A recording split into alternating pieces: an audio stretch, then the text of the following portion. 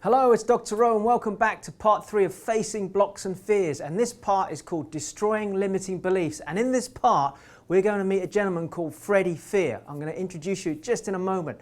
So there's 4 parts to this, and you are going to have to scribble hard. There's going to be quite a bit of homework in this very short section. So the first thing I'm going to ask you to do is simply this. Which beliefs are coming up more than anything else that you are aware of that are holding you back, that are blocking you, that are stopping you achieving the goals and aspirations that you're aiming towards? What are they? Just as I'm talking to you right now, allow them to start to process into your mind. And the first thing I'm going to ask you to do is to write them down. So I'm going to introduce you to Freddy Fear so we can go through this process and you can actually see it whilst I'm teaching you here. So let me introduce you to Freddy Fear. It's nice to meet you, Freddy. Hello, Dr. Rowe. So, Freddy, tell me, now look, I know you've got an ambition to build a property business and you've got several fears. You've already talked to me about that already. Yeah. Just tell me 2 or 3 of those fears that you have as you sit here now embarking on this journey. What are 2 or 3 things that are coming up more than anything else? I guess I really want to make this property business work, but one of my fears is just if it fails. I mean, what if it doesn't work? I'm just really concerned about that. And another one is I'm just not very good at managing money. I mean, when I'm thinking about buying a lot of properties and I don't know how to manage the money on that, and I don't have a lot of money, but I've got friends that I've got a couple of friends that have got like businesses, and they're telling me they've got all these savings. I just don't know how to approach them. I guess I'm afraid of rejection, you know, and what people might think. I guess that would be the other one. And of those 3, because we don't have a lot of time right now, of those 3, which is the one that you believe is the most important? What's the thing that's holding you back more than anything else right now? Which one is it? Because we need money and I don't have a lot to start my business, my biggest fear is rejection. It's just like, you know, being rejected, not just by them, but by other people as well. That's my biggest fear. Okay, good.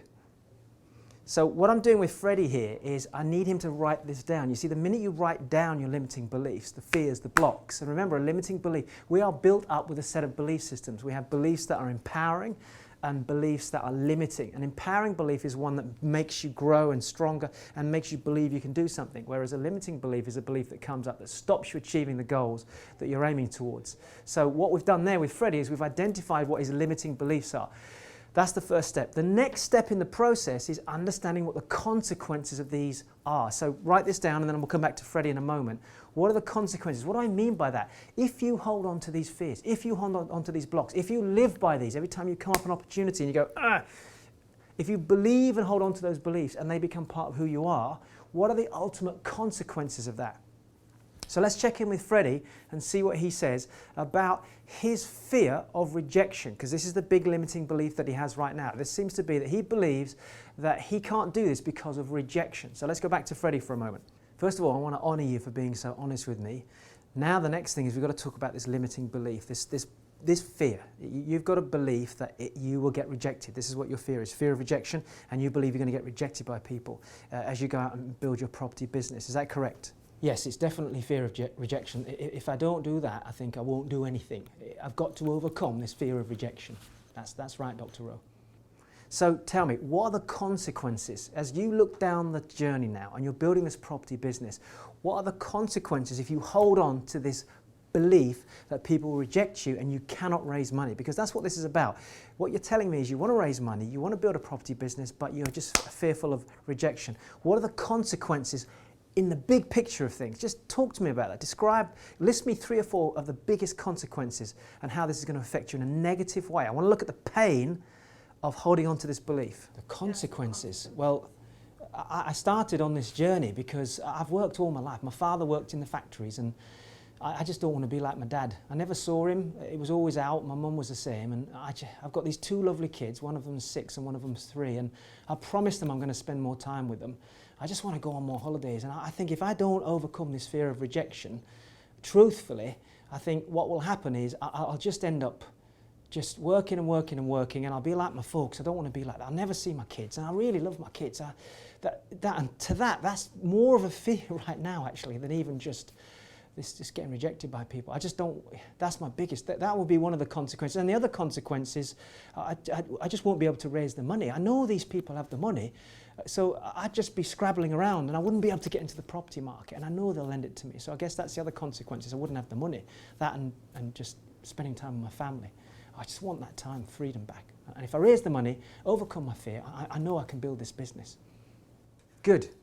Can I ask you truthfully, how does that make you feel? How does it make you feel in your stomach if you carry on holding on to this belief that rejection is going to be there with everybody you speak to, in your stomach, in your gut? How does that make you feel, Freddie? Terrible. Even just as I was talking to you, they're thinking about my dad. He used to come back knackered at night, sometimes 10 o'clock at night. I don't want that. And even now I'm ready to leave my job, but I know I'm not ready yet, but I will do once I've overcome my fear of rejection. And I've got a plan for 2 years. I'm working with our mentor and I'm determined to make this happen. I'm actually going on a mentorship very soon to work with somebody privately. I just need to overcome this block, so it will make me feel awful. If I overcome it, I'd feel amazing though. I'd feel absolutely amazing. I'd feel brilliant. I'd walk into the house, feel king of my house. That's how I'd feel.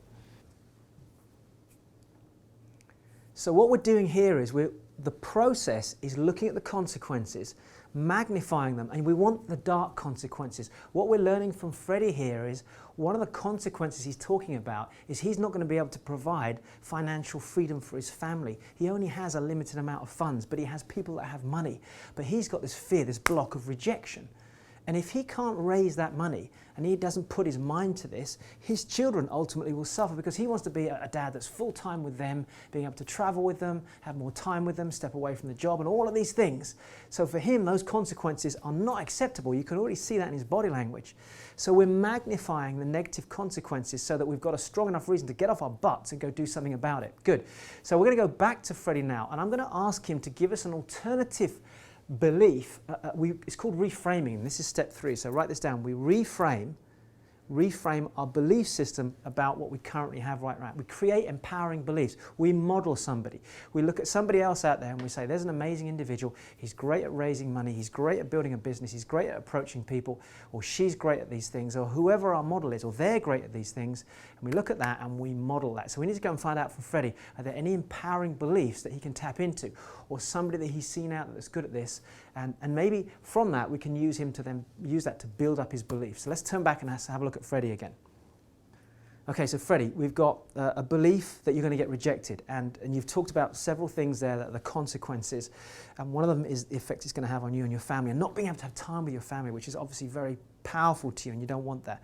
So tell me about somebody you know that you could model, or a belief that you could take on board, somebody that you really actually are inspired by. Give me the name of somebody that you really like. Okay, good. Somebody I could model, I guess you mean copy. Well, I mean, my mentor, he's brilliant. His name's Brian. He's bought loads of properties, and he's a trainer as well, so that's how I've got him. And he's going to be taking me out. And you know what? He's brilliant at raising money. When he started, he was similar to us. That's why I kind of chose him, because he was on a similar journey to me. And he's really good at just talking to people. He goes out, he's confident, seems to not worry about rejection, just walks through the door and just has a certain way of doing things. And I just think if I could be like that, I wouldn't have these fears that have been in me for a long time. And I was rejected at school. I was a bit smaller than some of the other lads, and I guess it goes back a long way. So there's lots of reasons why I want to overcome this, Dr. Rowe. Okay, so when you've seen him go out, and he's been obviously investing in property for quite a long time now as your mentor, just tell me one belief more than anything else that he would have. What would Brian have if he went and spoke to an investor and he was looking for money?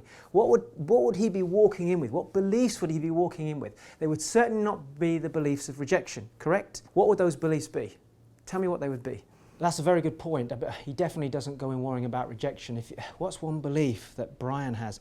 Well, one thing I know, when he talks to anybody, he absolutely believes that they're going to want to be part of what he's doing. That seems to be something he does whenever he talks to anyone, even going into a restaurant and ordering a meal and asking for a discount. He told me he just believes they're going to give him a discount. And I think that's the thing. He totally believes that they're going to give him money, and that he doesn't even question whether it's not going to happen. So one of the biggest beliefs he has is that when he speaks to people, they're going to, in some way, going to help him. Yeah, that would be a good belief. I'd never thought about it like that, but yeah, that's a very good point. Excellent. And how would you feel if you went up to somebody with those beliefs, if you made them part of who you are? How would that make you feel? Oh, I tell you, If I was to walk in to my friends, I mean, I've got a friend of mine, and his name's David, and he's been running businesses for years, and he's got like a couple of 100,000 sat in a bank. If I walked in with that feeling of knowing that he'd be prepared to lend me money, I'd feel amazing. In fact, even just thinking about it right now, I feel different. I can feel myself just feeling more confident. I'd feel more driven. I'd be able to feel calmer as well when I'm talking to people. So I'd love to do that. That's a belief I definitely want to take on. I like the idea of that. This is a great process. I guess I can do that with anybody, and so let me think about who else I can do that for as well. So what we've just done there is we've got Freddy to have a look outside of himself at someone else that he's inspired by. So he's talked about a mentor of his, a gentleman called Brian, who's helped to mentored him through the property process, and that's the benefit of having mentors in our life. And he's obviously inspired by Brian, and he's taking in some beliefs here. Now, if he can empower himself with those beliefs and start to apply them on a daily basis, his whole approach to approaching people will be different. So the thing with this is, imagine that you are like a sponge in life, and inside of you right now is a combination of clean water and dirty water. The clean water represents empowering beliefs. The dirty water represents limiting and disempowering beliefs. If we can squeeze and squeeze and squeeze all of the dirty water out, that's getting rid of the old negative beliefs. What we've got to do now is take the sponge and put it down into a nice clean bowl of fresh water, and the sponge will go, because human beings are like sponges. We take on beliefs and we soak up the clean water. Now we've got a whole set of new water, a new set of beliefs. So what we've got to do is one final thing. We've got to get Freddy to go and burn the old beliefs, get rid of the old dirty water, and then take on those empowering beliefs that we've just talked about. So final act, let's send Freddy off to burn the old beliefs, and then we're done. And that's the last part for you, is to go and write these beliefs down, which you've already done, and then go burn them. Let go of them, and then take on the new empowering beliefs and start to act like that as quickly as possible. You have to act on those new beliefs as quickly as possible. Let's spin around and talk to Freddy. So Freddy, you've done really well, and you've obviously shared some beliefs. It's not easy to do for anybody, okay, yeah. And you've talked about the consequences, which is the hardest thing of all of that, is to face those consequences. But you've given me a few really empowering beliefs. The last exercise for you to do is simply this. I'm going to ask you to disappear off now with what you've written down there, and I'm going to ask you to take literally a lighter or a match, go somewhere outside and burn these beliefs. And when you do, just leave them there, let them burn. Remember, they're not anymore yours for life. They've just disappeared up into the ether. They've gone. They've just zapped out. Boom.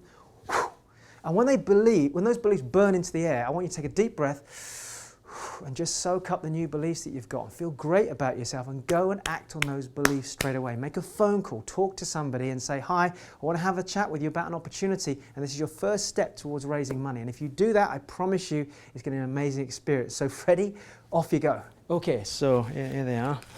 These are the ones I wrote down earlier. Oh gosh, I'm going to go and burn them. All right, I'm going to go and burn them. All right, well, bye everybody. So Freddy's gone off to do that. I'm really excited. I'm sure you will be as well to do the exercise. You must finish the exercise by burning the beliefs, because otherwise you're holding on to them. And by the way, when you burn them, you've got to make a commitment to yourself that you will not use those again, those beliefs, and you'll start with these new beliefs.